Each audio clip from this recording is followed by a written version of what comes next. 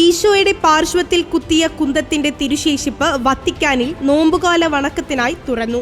ആഘോഷമായ ചടങ്ങുകളോടെയാണ് തിരുശേഷിപ്പ് വണക്കത്തിനായി തുറന്നത്. ഈശോയുടെ വിലാവിൽ കുന്തം കൊണ്ട് കുത്തിയ പടയാളിയെ റോമിലെ പ്രാദേശിക സഭയിൽ പ്രത്യേകമായ വിധത്തിൽ വണങ്ങുന്നുണ്ട്. ലോങ്കിനോസ് എന്നായിരുന്നു ആ പടയാളിയുടെ പേരെന്ന് പാരമ്പര്യം പറയുന്നു. ഈശോയുടെ വിലാവ് കുത്തിത്തുറക്കാൻ ഉപയോഗിച്ച കുന്തം ലോങ്കിനോസിന്റെ കുന്തം എന്നാണ് അറിയപ്പെടുന്നത്. ആ സംഭവം ക്രൈസ്തവ പാരമ്പര്യത്തിൽ ചെറുതല്ലാത്ത ഒരു സ്ഥാനം വഹിക്കുന്നുമുണ്ട്.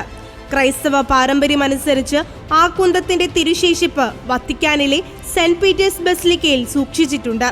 വിശുദ്ധ യോഹന്നാന്റെ സുവിശേഷമാണ് ഈ സംഭവത്തിന്റെ സൂചന ബൈബിളിൽ നൽകുന്നത്. ഒരു റോമൻ പടയാളി ഈശോയുടെ മരണം ഉറപ്പാക്കാനായി അവന്റെ പാർശ്വത്തിൽ കുന്തം കൊണ്ട് കുത്തിയെന്ന് യോഹന്നാൻ 19:34 പറയുന്നു. യോഹന്നാന്റെ സുവിശേഷത്തിൽ പറയുന്ന ആ റോമൻ പടയാളി ലോങ്കിനോസ് ആണെന്നാണ്. പരമ്പരാഗതമായി മാർച്ച് 15-ാം തീയതിയാണ് വിശുദ്ധ ലോങ്കിനോസിന്റെ തിരുനാൾ ആഘോഷിക്കുന്നത്. എന്നാൽ റോമിലെ രക്തസാക്ഷി ചരിത്രത്തിൽ ഒക്ടോബർ 16-ാം തീയതിയാണ് അദ്ദേഹത്തിന്റെ തിരുനാൾ. വത്തിക്കാനിൽ പ്രതിഷ്ഠിച്ചിരിക്കുന്ന രൂപം നിർമ്മിച്ചത് ജിയാൻ ലോറൻസ ബെർണിയാണ്. ചില പാരമ്പര്യങ്ങളനുസരിച്ച് ഈശോയുടെ വിലാവിൽ നിന്നുള്ള രക്തം കൊണ്ട് കണ്ണ് സുഖമാക്കപ്പെട്ടയാളാണ് വിശുദ്ധ ലോങ്കിനോസ്.